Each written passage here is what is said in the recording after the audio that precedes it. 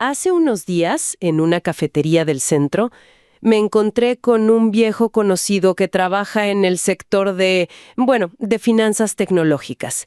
Estaba totalmente absorto en su portátil, con una cara que era una mezcla de fascinación y pavor absoluto. Le pregunté qué veía y me mostró una serie de transacciones en la blockchain, puros códigos alfanuméricos cursando el océano en milisegundos. Me dijo, mira esto, y me señaló una cifra de 6 dígitos. Ese dinero, me dice, acaba de comprar fentanilo en Kentucky. Pero para cuando parpadees, ya va a estar en una billetera digital en Jalisco, convertido en el salario de un sicario. Y lo que más me inquietó no fue la cifra, sino la limpieza técnica de la operación. Me describió cómo los corredores de dinero, gente que nunca ha tocado un arma, ahora orquestan lavados de activos desde un sofá.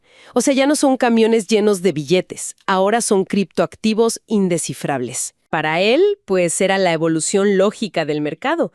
Pero para el Departamento de Justicia de Estados Unidos, es el nuevo frente de una guerra que ya no se libra solo en la frontera, sino en los servidores.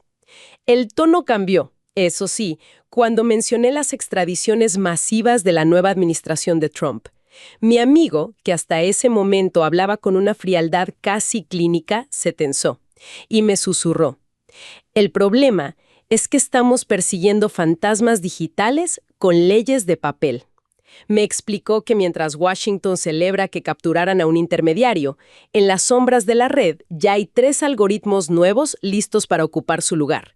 Y esa contradicción, la euforia por las capturas físicas frente a la velocidad con la que el dinero sucio se vuelve código, es lo que de verdad debería preocuparnos.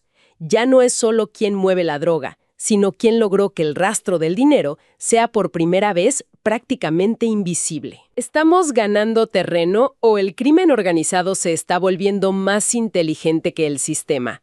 Para empezar a desempacar esto, hay que entender la sofisticación de la que estamos hablando. He leído sobre la figura del nuevo operador financiero, un perfil que parece de película. Pensemos en un personaje, le llaman el arquitecto. Un joven, departamento de lujo en Zapopan. No está moviendo paquetes ni supervisando cargamentos. Él pasa sus días frente a monitores, operando en protocolos de finanzas descentralizadas. Y para que todos estemos en la misma página, cuando hablamos de finanzas descentralizadas o DeFi, nos referimos a un sistema financiero que funciona sin bancos directamente sobre la blockchain, ¿correcto? De transacciones que no pasa por el sistema SWIFT, que es la red que usan los bancos para comunicarse. El arquitecto no necesita pedirle permiso a nadie. Es que eso es lo que me vuela la cabeza. Mientras afuera la policía busca túneles y camiones con doble fondo, este tipo está usando algo llamado privacy coins para fragmentar millones de dólares en miles de microtransacciones, que son, al parecer, indescifrables. Para él, la blockchain es el nuevo sistema circulatorio del cártel, uno sin aduanas, sin perros, sin supervisión. Es imposible no sentir una mezcla de, admiración técnica y horror. La capacidad de innovación es brutal. Es que lo que describes como la hazaña del arquitecto es en realidad la punta del iceberg de una arquitectura financiera global que se ha estado perfeccionando. Esto va más allá de un individuo inteligente, es todo un ecosistema. Lo fascinante aquí es el nexo que se ha formado entre los cárteles mexicanos, principalmente el CJNG y el de Sinaloa, y las llamadas redes chinas de lavado de dinero, las CMLN. Redes chinas de lavado de dinero. A ver, ¿cómo funciona esa conexión? Suena a una alianza increíblemente poderosa. Y lo es. Han creado un sistema de transferencias espejo que en China se conoce como Duichao. Es de una eficiencia asombrosa. Funciona como un trueque global, instantáneo y sin fricciones. Imagínalo en 3 pasos. Primero, los cárteles depositan sus ganancias en efectivo, los dólares de la droga, con intermediarios chinos en Estados Unidos o México. Ok, o sea, el dinero físico, los billetes, se quedan en América. Ya no hay riesgo de cruzar la frontera con efectivo. Exacto. Segundo paso.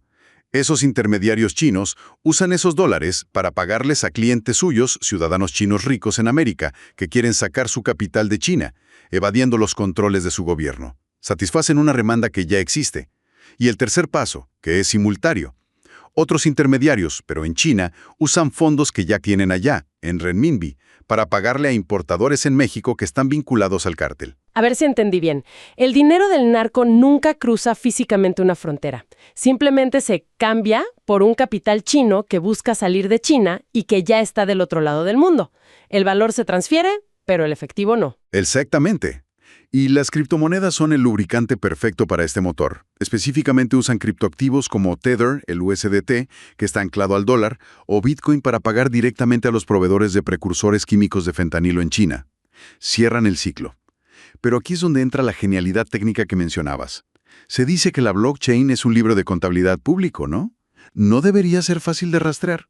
Esa es la gran contradicción. En teoría, todo es transparente. ¿Cómo lo hacen invisible?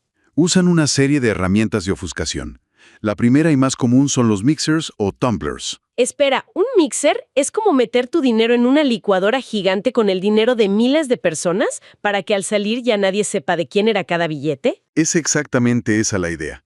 Mezclan fondos de distintas fuentes para que el origen sea un caos indescifrable. Y si a eso le sumamos que practican el chain hopping, que es saltar de una cripto a otra, digamos de Bitcoin a Monero y de ahí a Zcash. El rastro se enfría casi al instante. Y para rematar, realizan transacciones off-chain, que son transferencias que ni siquiera se registran en la blockchain principal. Una pesadilla para cualquier investigador. Es un fantasma digital, y el resultado es esta fusión perfecta entre el dinero de la droga de los cárteles y la fuga de capitales de las élites chinas. Y esto no es un juego abstracto, Tiene consecuencias directas.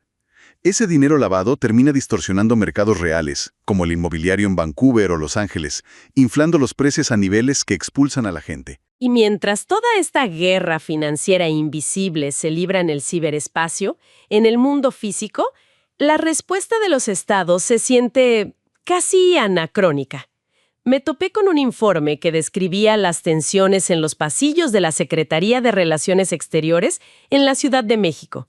La imagen es muy potente. Una alta funcionaria judicial revisando los expedientes de extradición de los líderes de los cárteles.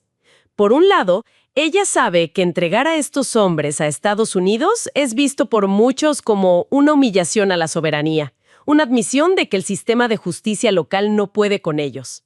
Claro, es una narrativa políticamente muy costosa a nivel interno. En esas reuniones a puerta cerrada se siente la sombra de una amenaza mayor, la posibilidad de una intervención militar de Washington si México no limpia su casa. Es un ajedrez donde la justicia se vuelve una moneda de cambio para mantener la paz diplomática. El reciente traslado de 29 narcotraficantes a Estados Unidos, incluyendo a alguien tan simbólico como Rafael Caro Quintero, parece ser el ejemplo perfecto. ¿Qué tanto es justicia y qué tanto es política? Es que, si conectamos esto, la extradición se revela como una herramienta con una naturaleza dual. ¿Es un mecanismo jurídico? Sí, pero en este contexto es primordialmente un mecanismo político. Desde la perspectiva de Estados Unidos, el Departamento de Justicia no solo busca un efecto disuasivo. Su objetivo principal es que estos extraditados cooperen para construir casos contra líderes de aún más alto nivel. El simbolismo es clave. ¿Quieres con el simbolismo? En la primera audiencia de Caro Quintero en Estados Unidos, había más de 100 agentes del FBI y la DEA en la sala. No estaban ahí por casualidad. Era un homenaje al agente Kiki Camarena, asesinado hace décadas. Pero también era un mensaje muy claro. Atacar a un oficial estadounidense tiene consecuencias que trascienden generaciones. Y esto contrasta brutalmente con la percepción de la justicia en México, que a menudo se ve como flexible o negociable para quienes tienen poder. O sea que al final del día, la extradición es la pieza que México tiene que sacrificar para mantener la fiesta en paz con Washington. Así es. El ex embajador Arturo Saruján lo describe como un cambio táctico del gobierno de Sheinbaum. Al extraditar a estas figuras de alto perfil, busca ganar espacio para respirar en Washington, distanciarse de la política de abrazos no balazos y demostrar cooperación. Pero no es algo nuevo. Si miras el caso de Colombia en los 80s y 90s, la extradición fue primero una herramienta de terror usada por los cárteles para presionar al Estado. Luego, por una inmensa presión de Estados Unidos, se convirtió en una pieza clave de la política antidrogas. Y ahora en México parece que estamos en esa fase de concesión necesaria. Exactamente.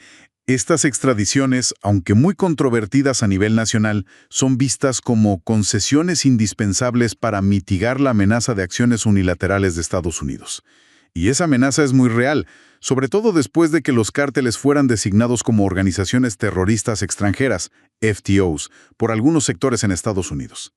Esa designación abre la puerta legal, desde su perspectiva, a acciones mucho más agresivas, como ataques con drones en territorio mexicano, con o sin permiso de México. Es increíble el contraste. Mientras unos usan drones, otros usan DeFi.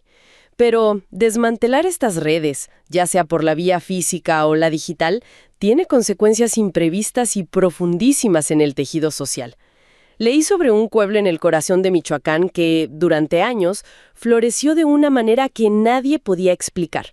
De repente aparecieron plazas comerciales, clínicas privadas, una bonanza que no tenía relación con la producción local. La clásica economía artificial. Exacto. Y lo más duro son los testimonios de comerciantes locales, gente que no eran criminales, pero que dependían enteramente del flujo de dinero que los lavadores de criptomonedas inyectaban en el pueblo. Cuando el Departamento de Justicia de EEU logró, desde Washington, bloquear los nodos financieros de los corredores de cripto, el pueblo se secó. Literalmente de la noche a la mañana, la prosperidad desapareció. Y lo que quedó fue lo que un analista llamó violencia financiera. Un término muy potente. ¿A qué se refiere exactamente? A que la quiebra masiva de negocios y la desesperación social se tradujeron casi de inmediato en un aumento de delitos locales. Secuestros, extorsiones, la gente buscando llenar ese vacío de capital como fuera.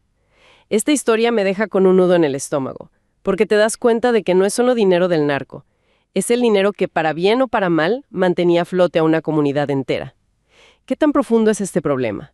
¿Son casos aislados o es una dependencia sistémica? Esa es la pregunta clave. Lo que esa historia ilustra es precisamente el impacto sistémico de estas operaciones, y sobre todo de su interrupción abrupta. El lavado de dinero no ocurre en un vacío, distorsiona profundamente las economías locales. En México, se estima que representa hasta el 1.5% del Producto Interno Bruto. 1.5% del PIB. Es una cifra enorme. En ese entorno, los flujos de dinero ilícito se mezclan con una facilidad pasmosa con actividades no reguladas. Se vuelven indistinguibles. Por eso, cuando estas redes se interrumpen, no solo se afecta a los criminales, se desestabilizan economías locales enteras que se habían vuelto adictas a ese flujo. Entonces el remedio puede generar una nueva enfermedad, un nuevo ciclo de violencia. Justo a eso voy. Y el problema se hace todavía más grande. El lavado de dinero reduce los recursos públicos porque merma la recaudación fiscal, erosiona la confianza en las instituciones financieras y en el mercado, y sobre todo alimenta la impunidad. Según datos de Transparencia Mexicana, menos del 10% de los casos denunciados por la Unidad de Inteligencia Financiera en los últimos 5 años han terminado en sentencias firmes. Menos del 10%. Es casi una garantía de impunidad. Prácticamente, México enfrenta desafíos estructurales gigantescos, la falta de recursos y personal especializado en tecnología blockchain y ciberseguridad, la corrupción endémica que ya conocemos y una falta de coordinación efectiva entre las instituciones. Así que, cuando se cierra el grifo del capital ilícito desde fuera, sin un plan de contingencia, se genera un vacío que el propio sistema, debilitado, no puede llenar. El resultado es un nuevo ciclo de precariedad y violencia, a menudo más localizado y desesperado que antes. Sí, abstracto de las finanzas cripto, moviéndose a la velocidad de la luz, y por el otro, las herramientas que el Estado utiliza para combatirlo. La extradición, las capturas físicas, las leyes de papel, son herramientas del siglo XX intentando atrapar a fantasmas del siglo XXI. La reflexión final es que la verdadera batalla ya no es simplemente entre la ley y los cárteles. Es una contienda tecnológica y económica entre el poder estatal, que es por naturaleza centralizado y lento, y el capital global en la sombra, que es descentralizado, fluido y anónimo. En este nuevo escenario, las fronteras entre una empresa criminal, la innovación tecnológica de vanguardia y las economías nacionales se vuelven cada vez más difusas, y las consecuencias de esta lucha se extienden mucho más allá del narcotráfico, afectando la estabilidad financiera global, la soberanía nacional y la vida de comunidades enteras que quedan atrapadas en medio de esta guerra invisible.